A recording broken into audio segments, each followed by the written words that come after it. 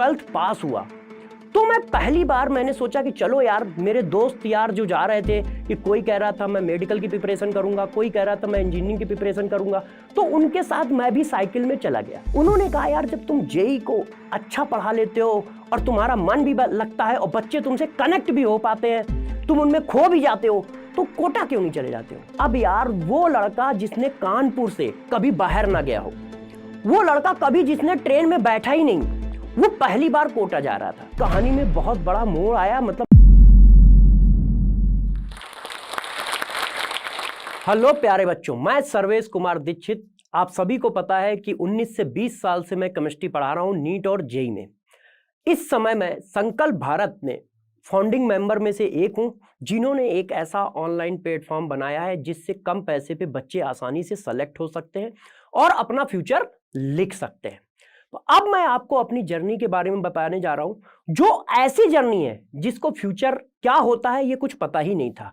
ना ये पता था कि नीट क्या होता है, ना ये पता था जेई क्या होता है। मतलब टोटली ब्लैंक पर्सन की कहानी सुनाने जा रहा हूं, जिसको अगले दिन का कुछ नहीं पता होता है। तो देखो यार, मेरी पैदाइश कानपुर की है। कानपुर शहर एजुकेशन के हब के फॉर्म में जाना जाता है, मगर मैं इससे काफी दूर था और साथ साथ में अपनी कंडीशन ऐसी थी कि बहुत ज्यादा ऐसे कोर्स या ऐसी चीजें नहीं कर सकते थे जिनमें बहुत पैसे खर्च होते हो। तो कहानी चलती है, जैसे सभी बच्चे पढ़ने जाते हैं वैसे मैं भी गया। ठीक है, नॉर्मल से स्कूल में पढ़ता था। पढ़ते पढ़ते जब मैं क्लास 5th में पहुंचा, तब मैं जाकर एक ऐसे स्कूल में गया जिसमें बॉयज एंड गर्ल्स एक साथ बैठा ले जाते हैं।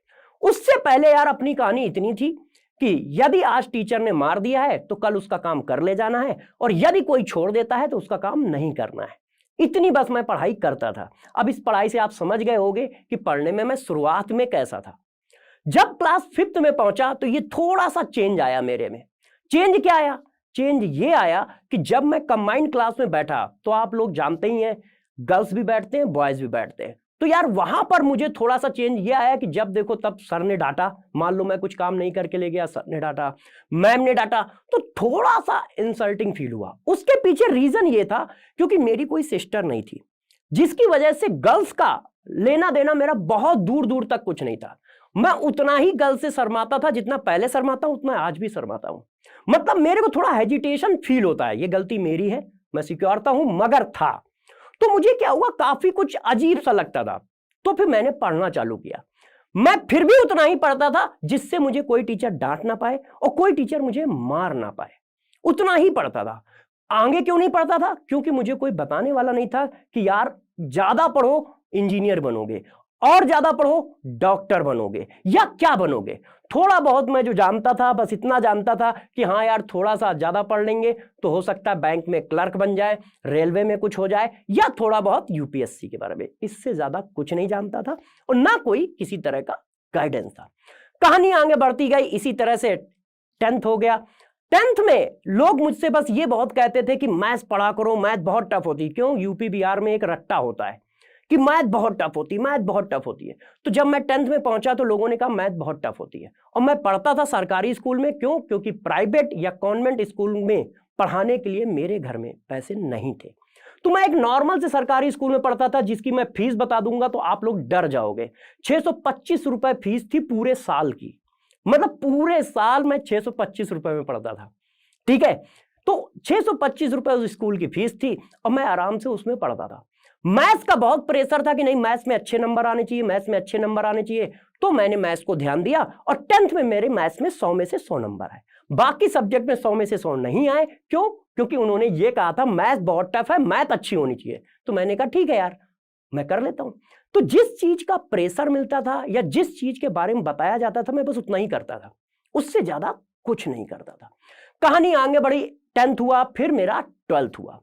12th के बाद कहानी में बहुत बड़ा मोड़ आया। मतलब मेरी जिंदगी में बहुत बड़ा मोड़ आया। उसका रीजन था, जब मैं 12th पास हुआ तो मैं पहली बार मैंने सोचा कि चलो यार, मेरे दोस्त यार जो जा रहे थे कि कोई कह रहा था मैं मेडिकल की प्रिपरेशन करूंगा, कोई कह रहा था मैं इंजीनियरिंग की प्रिपरेशन करूंगा, तो उनके साथ मैं भी साइकिल में चला गया। कोचिंग मंडी जो काकादेव की है, वो मेरे घर से 8 से 12 किलोमीटर के आसपास थी। तो मैं साइकिल से अपने दोस्तों के साथ गया, क्योंकि इससे ज्यादा हम लोग कुछ ले नहीं सकते थे। गए तो मैंने जब वहां फीस पता की तो एक सब्जेक्ट की फीस उस जमाने में 15 से 17 हजार हुआ करती थी। मतलब यदि आप 3 सब्जेक्ट पढ़ना चाहते हो तो 50 हजार रुपए खर्च करने पड़ेंगे। 50 हजार रुपए मेरे लिए उतने ही बड़े रुपए थे जो आज करोड़ रुपए की कीमत है, जिसकी वजह से मैंने वो सपने छोड़ दिए। मतलब देखे ही नहीं थे, देखने से पहले ही वो टूट भी गए, या ये मान के चलो मैंने वो रास्ता ही छोड़ दिया। तो यार वो सपना जब मेरा टूट गया तो मैंने सोचा अब क्या कर सकते हैं। तो एज यूजुअल जो सारे बच्चों की कहानी होती है, वो नीट और जेईई नहीं करेंगे तो वो ग्रेजुएशन करते हैं। तो मैंने भी साइंस विंग से ग्रेजुएशन के लिए देखा। मैंने कहा चलो अब इससे क्या करते हैं, ग्रेजुएशन करते हैं और आगे कुछ फ्यूचर बनाने की कोशिश करते हैं। मगर आप सभी जानते हैं कि यार हर एक चीज में पैसे लगते हैं। तो मैंने साथ साथ में अपने सर्वाइवल के लिए या पढ़ाई करने के लिए ट्यूशन पढ़ाना भी शुरू किया। जो मेरा पहला ट्यूशन था वो मेरे घर से 5 से 6 किलोमीटर दूर था, और उस 500 रुपए के ट्यूशन के लिए मैं 5 से 6 किलोमीटर साइकिल चला के जाता था, उस 12th के बच्चे को पढ़ाता था और वापस आता था। ये मेरी जर्नी थी, और वो 500 रुपए मुझे इतने अच्छे लगते थे। क्यों? क्योंकि उससे मैं अपने ट्यूशन की फीस दे पाता था जो मैं ग्रेजुएशन में पढ़ता था टीचरों से, और साथ साथ में उस कॉलेज की फीस दे पाता था जो पूरे साल में शायद उस समय 1500 कुछ रुपए थी। वो दोनों खर्चे मेरे निकल जाते थे। और फिर इसी तरह से मैं कुछ ट्यूशन मुझे मोहल्ले में मिल गए। उसका रीजन क्या है, 10th में जिस स्कूल में मैं पेपर देने गया था, जिस स्कूल में मेरा सेंटर पड़ा था, उस स्कूल में मेरे गली के पीछे वाली गली के एक अंकल टीचर थे। तो उन्होंने जब मुझे पेपर देखे हुए देखा कि यार दीक्षित जी का लड़का पेपर दे रहा है, तो उन्होंने देखा कि लाओ देखते हैं कि ये किसने क्या किया है। तो उस समय मैथ्स में मुझे ध्यान है मैंने 7 कॉपियां भरी थी। तो उन्होंने एक एक करके पेपर देखा, मगर वो हिंदी के टीचर थे। तो उन्होंने अपने एक दोस्त को बुलाया कि यार जरा देखो इसने मैथ्स में क्या किया है। तो उन्होंने उसको इशारा किया होगा या बताया होगा, उन्होंने मेरे से कुछ नहीं बताया। तो गली में जो मोहल्ले में होता है ना, ये जरूर फैल गया था कि यार दीक्षित जी का लौंडा मैथ में बहुत तेज है, मैथ में बहुत तेज है, इसके पूरे में पूरे नंबर है। इस वजह से थोड़ा मेरा मामला बन गया था। तो मोहल्ले के आसपास के लोग इस बात के लिए जरूर आ जाते थे कि यार मेरे बच्चे को ट्यूशन पढ़ा दो।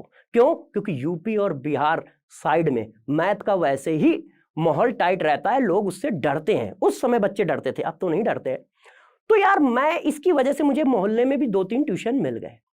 अब मैं पढ़ाता चला गया बच्चों के साथ, क्योंकि मैं भी उस समय बच्चा ही था, बीएससी प्रीवियस में था, और मैं पढ़ाता 12th वालों को था।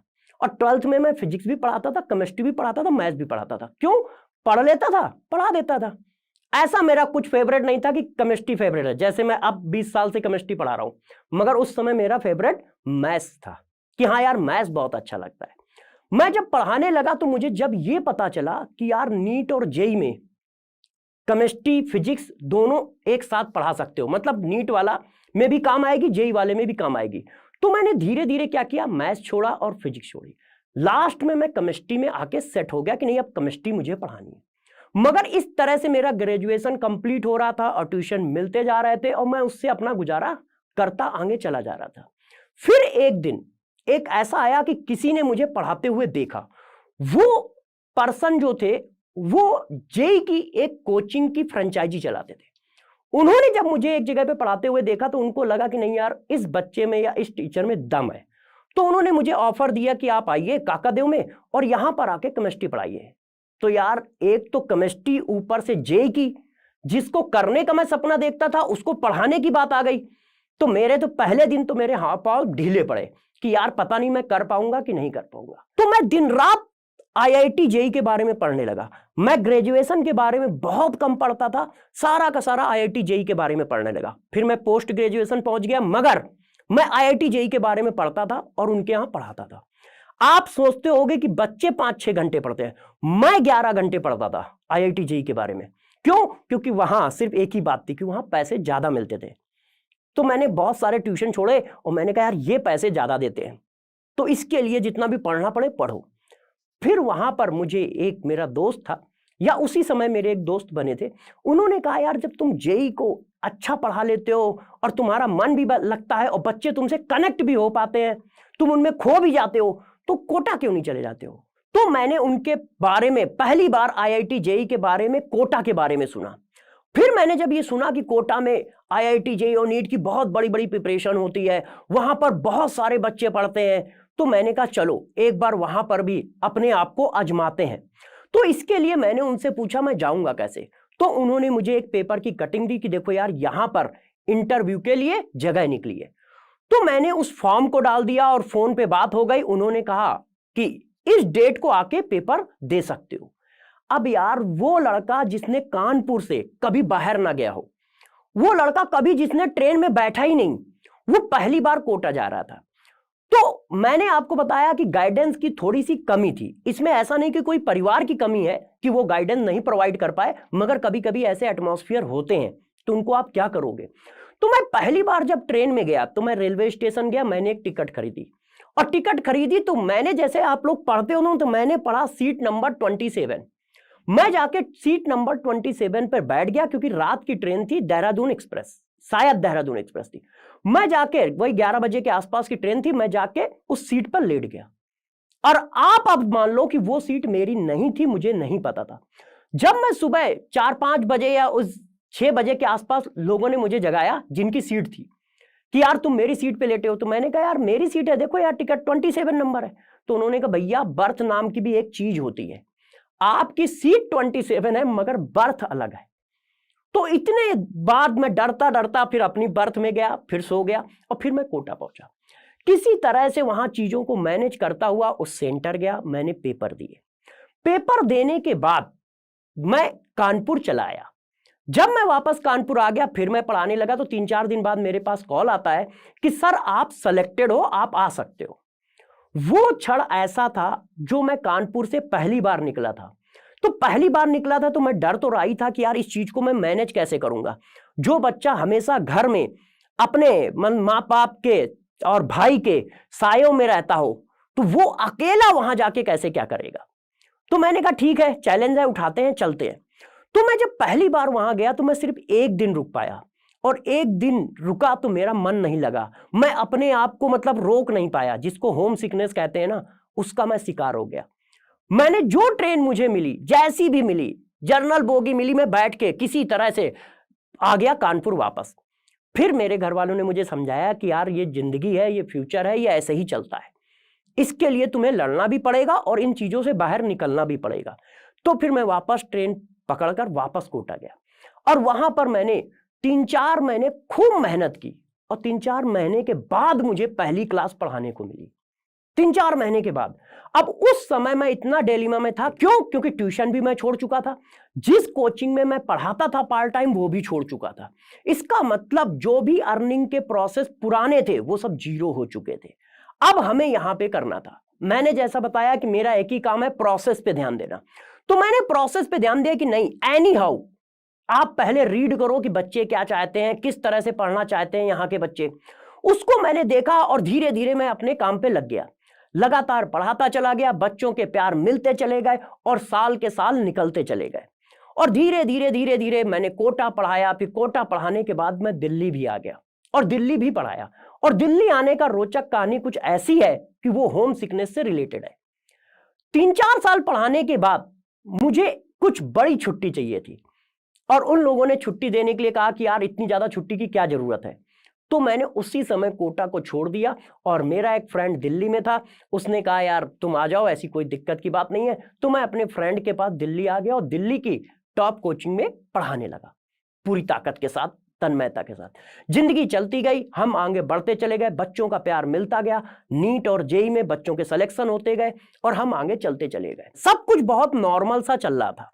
मगर इसी बीच में 2019 का सन आया, और आप सभी लोग जानते हैं कि 2019 में हुआ क्या है, कोविड आ गया। जब कोविड आया तो लोगों को भी नहीं समझ में आया कि क्या हो रहा है, मुझे भी नहीं समझ में आया कि क्या हो रहा है। हम और बच्चे दोनों लोग एक दूसरे से डिस्कनेक्ट हो गए। बच्चे कोचिंग नहीं आ रहे थे, हम लोग बच्चों को पढ़ा नहीं पा रहे थे। तो कुछ दिन तो बहुत ही खराब निकल रहे थे। तभी हमें भी महसूस हो रहा था कि यार बच्चों को पढ़ाई नहीं हो पा रही है। मैं YouTube लगातार देख रहा था कि YouTube में बहुत सारी चीजें चल रही हैं जो बच्चों को हेल्प कर रही हैं। उसी समय एक ऑनलाइन प्लेटफॉर्म का मेरे पास फोन आता है। आप इस समय उसको बहुत बड़े इंस्टीट्यूट के नाम में जानते हैं, मगर उस समय वो सिर्फ 2 कमरे में चलता था। तो पहले राउंड में मैं भी कन्विंस नहीं था कि यार इनको ज्वाइन करना चाहिए कि नहीं करना चाहिए। मगर जब मेरी उनके फाउंडर से बात हुई तो मुझे लगा, क्योंकि उनकी सोच बहुत अच्छी थी और वो लगातार बच्चों को फ्री कंटेंट दे भी रहे थे और उनका आइडिया बहुत अच्छा था क्योंकि कोविड के समय में बच्चों की हेल्प कर रहे थे, पहले से भी कर रहे थे, मगर कोविड में आप सभी बात जानते हैं कि बच्चे, मैक्सिमम बच्चों का सहारा यूट्यूब ही था। तो यार वो आइडिया मुझे भी बहुत अच्छा लगा कि हाँ, हम लोग भी इनके साथ मिलकर ऐसा कर सकते हैं। और फिर एक तरह से हम सभी लोगों ने उस चीज को आगे बढ़ाया, बच्चों की हेल्प करते समय गए, वहां पर फ्री कंटेंट यूट्यूब पर बहुत ज्यादा पढ़ाया जाता था, साथ में हम लोग बैच में भी पढ़ाने लगे। क्यों? क्योंकि आप लोग भी जानते हैं कि यार हर टाइप का बच्चा होता है, तो हर टाइप के बच्चे के लिए अलग अलग टाइप का कंटेंट जाता है, 11th का, 12th का, ड्रॉपर का। इसलिए हम लोगों को वहां पर फिर बैच भी बनाने पड़े और बैच भी बने और बच्चों ने वहां पर खूब मेहनत की, टीचरों ने भी खूब मेहनत की। तो 2 कमरे से जो वो ऑनलाइन प्लेटफॉर्म निकला था वो आगे बढ़ता गया, बढ़ता गया, बढ़ता गया। ऑफलाइन सेंटर स्टेबलाइज हो चुके थे, कंपनी यूनिकॉर्न बन चुकी थी, इसी चीज को हम लोग आगे बढ़ाते चले जा रहे थे। मगर अब क्या था कि दूरियां इसलिए बढ़ रही थी क्योंकि इतने ज्यादा काम हो गए थे, प्लानिंग में कभी हम लोग साथ बैठ पाते थे, कभी साथ नहीं बैठ पाते थे। सभी लोगों का उद्देश्य सही था, सभी लोगों का एम सही था, सभी लोग मेहनत कर रहे थे, मगर कुछ छोटे मोटे कंफ्यूजन आए। वो सही भी हो सकते हैं, गलत भी हो सकते हैं, हम में से किसी को वो पता नहीं है कि कितने सही थे, कितने गलत थे। उसी प्लेटफॉर्म में मेरे साथ तरुण सर भी पढ़ाते थे, एमडी सर भी पढ़ाते थे और भी मेरे दोस्त पढ़ाते थे। मगर हम लोगों को लगा कि नहीं यार, हम लोग इस तरह भी बच्चों की मदद कर सकते हैं। तो हम लोगों ने एक नया प्लेटफॉर्म चालू करने का सोचा, जिसका नाम हम लोगों ने संकल्प भारत रखा। अब जब शुरुआत किसी चीज की होती है तो मैंने आपको शुरुआत में ही बताया था कि मैं इस बात पे हमेशा फोकस करता हूं कि जो काम आपने लिया है उसका प्रोसेस हमेशा स्ट्रांग होना चाहिए और निगेटिव थॉट कभी नहीं आना चाहिए। तो वही संकल्प भारत में भी था। हम में से किसी के पास कोई निगेटिव थॉट नहीं था, बस एक ही बात थी कि यार बच्चों को पढ़ाना है और उस लेवल पे ले जाके पढ़ाना है कि कोई भी बच्चा जिसके पास एक भी पैसा ना हो, मगर वो नीट जेई एग्जाम देने में मेरी तरह न डरे या मेरी तरह गेट से वापस ना आ जाए कि वो प्रिपरेशन नहीं कर सकता है। उस एम को हम सभी लोगों ने समझा और उस एम के साथ संकल्प भारत चालू किया। जब संकल्प भारत चालू किया तो आप जानते ही हैं कि ऐसा कुछ हम लोगों के पास ज्यादा नहीं था। जो चीजें लोगों से मिल सकती थी या जिनसे भी हम सपोर्ट ले सकते थे, हम लोगों ने सपोर्ट लिया और उसको आगे बढ़ाया। कारवां चलता रहा, वहां पर भी बच्चों का बहुत प्यार मिला, छोटी मोटी चीजें हुई जो आप सभी लोग जानते हैं, मगर वो बड़े काम को कुर्बानी मांगती ही है। जब आप कोई बहुत बड़ा काम करते हैं तो ऐसा होता ही है, कुछ कंफ्यूजन आता है तो 10 तरह की चीजें होती हैं। तो उसी तरह की चीजें थी, मगर वो काफी हार्ड कर रही थी, मगर बच्चों का प्यार था, फैमिली का सपोर्ट था, जिसकी वजह से उस चीज से भी उभर कर हम लोग आए और यूट्यूब पे लगातार क्लासें ली, बैचों में भी क्लासें ली और अब संकल्प परिवार इतना बड़ा हो चुका है कि उसमें 115 लोग काम करते हैं। कम से कम हमारे पास 17 टीचर हैं और 20 टीचर ऐसे हैं जो कंटेंट बनाते हैं। तो संकल्प परिवार में इस समय 3 चैनल चलते हैं। एक चैनल में 7 लाख के आसपास सब्सक्राइबर हैं, एक चैनल में 3.5 लाख के आसपास सब्सक्राइबर हैं, एक चैनल में 1.25 लाख सब्सक्राइबर। और ये सब बच्चों का प्यार है जो बच्चों ने दिया है और हमारी भी कोशिश रहती है कि हम उसको किसी ना किसी फॉर्म में रिटर्न जरूर करें। क्यों? क्योंकि मुझे वो अपना पहला दिन याद है, जिस दिन मैं सिर्फ पैसे की वजह से नीट या जेई की किसी की कोचिंग नहीं ज्वाइन कर पाया था। क्यों नहीं ज्वाइन कर पाया था? क्योंकि पैसे नहीं थे। तो मैं बस इतना चाहता हूं कि यार कोई भी बच्चा पैसे की वजह से नीट जेई की कोचिंग ना छोड़े। हाँ, वो नहीं कर पा रहा है वो बात एक अलग है, मगर पैसे की वजह से उसका फ्यूचर ना रुके। इसी एम के साथ आज भी मैं आगे चल रहा हूं। हाँ, हो सकता है कुछ गलतियां इंसानों से होती हैं तो मेरे से भी हुई होंगी, जिसकी वजह से किसी को हर्ट भी हुआ होगा, मगर आप हमेशा ध्यान रखो, जो मेरा मानना है वो मैं आपको साफ साफ बता सकता हूं, वो इतना सा है कि आप हमेशा अपनी ईमानदारी से काम करो, निगेटिव थॉट कभी मत रखो और पूरी फोकस इस बात पे करो कि आपका प्रोसेस अच्छा हो। मतलब आप मेहनत करते जाओ अच्छे प्लान के साथ, सक्सेस जरूर मिलेगी। हो सकता है जिस सक्सेस की मेहनत कर रहे हो उतनी बड़ी सक्सेस ना मिले हो, मगर उसके आसपास की सक्सेस जरूर मिलेगी। इसका रीजन है हार्ड वर्क करने वालों की कभी हार नहीं होती है। जिसने भी हार्ड वर्क किया है वो आज तक हारा नहीं है। बस हो सकता है परसेंटेज ऑफ सक्सेस उस रिलेशन में ना मिला हो, मगर सक्सेस मिलती जरूर है। तो मेरा सभी से एक कहना है, चाहे वो स्टूडेंट हो नीट का, चाहे वो जेई का हो, चाहे वो यूपीएससी का हो, कहीं का भी स्टूडेंट हो, उसका काम है अपना हार्ड वर्क करना, अपनी प्लानिंग के साथ लगातार मेहनत करते रहना और जो भी चीजें हैं उन सब चीजों को आगे बढ़ाना। तो बच्चों, उन सभी लोगों को मैं हमेशा आभार प्रकट करता हूं या बहुत बहुत धन्यवाद देता हूं जो मुझे बच्चे से कनेक्ट कराते हैं। तो जोश टॉक को बहुत बहुत धन्यवाद कि उन्होंने मुझे बच्चों से कनेक्ट कराया या मुझे ऐसा मौका दिया कि मैं अपनी लाइफ को बच्चों को बता पाऊं। नहीं तो क्लासों में सिलेबस का ही टेंशन रहता है तो अपनी लाइफ बच्चों को बता नहीं पाते हैं। मैं बस इतना ही कहना चाहता हूं कि यदि मैं कुछ कर सकता हूं जीवन में तो तुम सभी लोग कर सकते हो, क्योंकि तुम सब के सब हमसे बहुत ज्यादा तेज हो, तुम सब के सब हमसे बहुत ज्यादा मेहनती हो। तो एक बार और जोश टॉक की सारी टीम को, सभी लोगों को बहुत बहुत धन्यवाद इस बात के लिए कि उन्होंने ये मुझे मौका दिया जिससे मैं बच्चों से और सभी लोगों से कनेक्ट हो सकूं और अपने बारे में कुछ बता सकूं। धन्यवाद। इस वीडियो के बारे में अपनी राय नीचे कमेंट सेक्शन में हमें बताएं और अपने दोस्तों के साथ ये वीडियो शेयर करना ना भूलें।